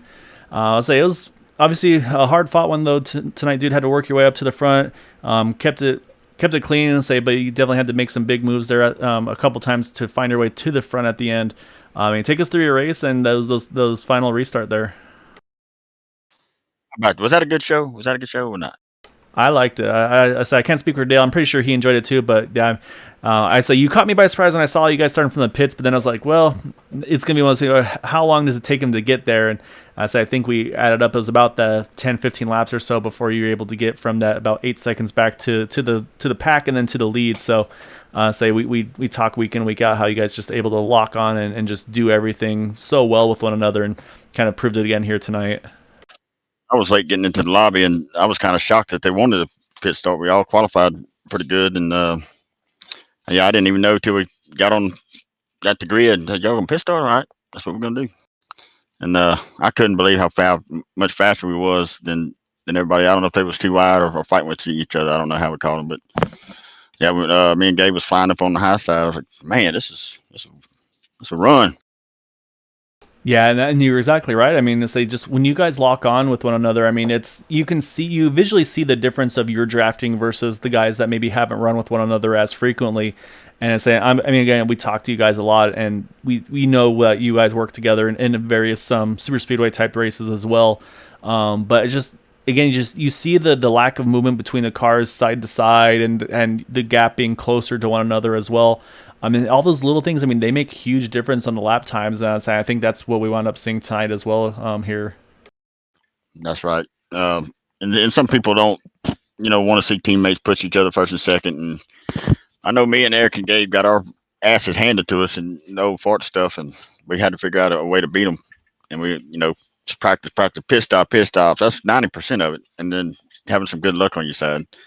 But rolling the stuff that you can control out, it helps big time. Yeah, no, again, I mean, you guys, and something you guys do the best. I mean, we always talk about the pit stop cycles and the in and out laps. I mean, it does look like a lot of guys have stepped up their game, but you guys still find a way. I think the biggest thing is getting locked on together on the pit exits. Kevin mentioned you guys were able to hook up right away on that pit exit to kind of get that speed up as fast as possible. And I mean, we know that goes a long way as well, but I say, obviously, Kevin mentioned the points battle. Say, try to get into that top 8. That's going to be big. I know you're right in that area, so it's a pretty good fight there to get into that top 8 or so. So, I'm sure that's going to be something on your mind going into these final 2 races. Yeah, I'm coming to Daytona. This is my favorite track. I love Daytona. I wanted to, see if it looked like it was my favorite to pull one off tonight. That's what I wanted to do. But yeah, it was outstanding. We had a bunch of good luck. At that last pit stop, we had to fight with a bunch of cars to keep our momentum up. That was pretty fun. There at the end, Kevin Freeze, man, is he a pusher or what? He found him in Mr. Paul's room of all places. I mean, he's awesome. Yeah, no, if you got him or a couple of those guys around you, Raymond, Gabe, and those guys, if you got someone like that in your mirror, you're feeling pretty good about your chances to be able to have a good chance at those wins tonight. But you're right, though. That pit stop cycle, and kind of everybody's on different momentum based on their laps of the pit stop. Some are just exiting, some are maybe a lap still kind of building the speed up. Then you guys are locked on full send. yeah, it got dicey there, but you guys found a way to kind of weave your way through there to get to the front. I was shocked that all them other guys didn't take enough fuel. They must have took 6-8. I'm guessing because they was a little bit ahead of us and thought we'd be, but it worked out. No, you guys did exactly what you do tonight. So that said, though, I mean, we got to give you the floor here for your win here tonight. Say any thanks, shouts you'd like to give for the result tonight. Just team boot knocker guys, Area 51 for keeping the Super Speedway series open. You guys for doing an awesome job on the broadcast, and just the team. And Kevin's man, I can't say enough about it. He pushed me to a be open win night before last. He's awesome. Yeah, it's always good to have some good helpers, good teammates. Saying I do have to mention before I let you go though. Say I think sounds like all your credit might actually be due to Larry Yingling. So it sounds like he taught you everything you know. So might have to get after Larry a little bit here after the race tonight. Yeah, Larry taught me about interviews. He taught me dangling participles and adverbs and stuff. He done a really good job with that. I don't know if you ever interviewed him. He'll put you to sleep. Yeah, I think I'm gonna have to hire him as a broadcaster at some point. See, he's here a lot watching these races, so I think we're gonna have to bring him in one of these times. So, but no, again, congrats, dude, great run tonight. So I want to say that win, I think I just saw moves you up into a tie for 7th in the points. So say puts you right in that top 8. Say of course that cutoff or the drop race is still something we have to keep an eye on. That's something we're gonna be looking into the next 2 races, of course, as well. But for now, man, just enjoy it. I say congrats on the Be Open win as well. So I know those are hard to come by also. So yeah, just great job on this one though, and enjoy it. And we'll hopefully catch you again here soon, sir. Thank you. All right, Dale, that is our race winner in that number 8 machine of Dude Conrad. Didn't get a chance to show his burnout here, so we'll pull up on that here as we watch him slide through the grass here on the trial while we go ahead and show our final results as well. So you're watching Dude do the grass slide across the Daytona lettering up front. So Dude Conrad getting the win. Kevin Fries in 2nd. Matt Wagner grabs it the 3rd position. Then you got Quabi Brooks in 4th. Kevin Hash able to still bring it home in 5th position. And then I say it was kind of that race after the incident. Who was able to get through the fastest there? Eric Laurie is going to bring it home in 6th. Bobby Hash 7th. Todd Merkel 8th. Todd Siebel's 9th. Jim Brooks rounding out our top 10. And here is 11th through 20th. You've got Dean Wilkinson, Alberto Lopez, Robbie Richards, Kyle Hess, Chad Wilkes, Craig Forsyth, Michael Spell, Randy Miner, Gabe Butler. Unfortunately, see how many spots he dropped on that incident. Unfortunately, John Brill in 20th. And 21st through 25th, you got Bud Steele, Nick Monfretti, Raymond Rittenauer as well. Unfortunately, took a big hit from that one. Paul Patterson. And then only 68 laps down there, Dale, is the number 89 of Matt Quick. Yeah, I don't know where he came from. It really shocked me to see his car coming around off of 2 there.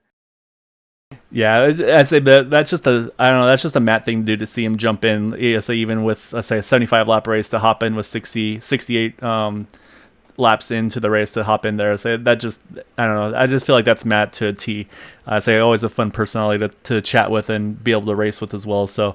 But man, I mean, that was a wild one. Say kind of a two race scenario there. Say that first part, everybody singled up a little bit, and then from there they just after that second caution, when everybody was able to go to the end on field, saw a little bit of strategy. I think trying to keep those guys together on the inside line. And I said no. I actually thought Matt was gonna be more upset about being pinned to the inside line, but it sounds like he was pretty happy with that decision. And so had an opportunity there at the end, just didn't quite have enough momentum to make it happen to get to that top spot tonight. Yeah, but like you said in his interview, just every week there's improvement. You see, him trying different things. Every week he's finishing further and further up. So I think his time's coming. Yeah, and that's what it comes down to in these races. You got to put yourself in the right place at the right time. Did a good job of that tonight again. Everybody was in contention there at the end. You didn't know how it was going to shake out, but congrats to our top 3 and the rest of the field as well. Another great race for these guys here at Area 51. We got 2 more to go before the playoffs kick off. So next week we'll be at Talladega, and then the regular season finale at iRacing Superspeedway. And then that'll be the 3 races to play. To do the 3 playoff races is going to be iRacing Superspeedway, Daytona, and Talladega. Those will be the 3 in that same order as well. So it's going to be fun to see how the season's going to finish up here.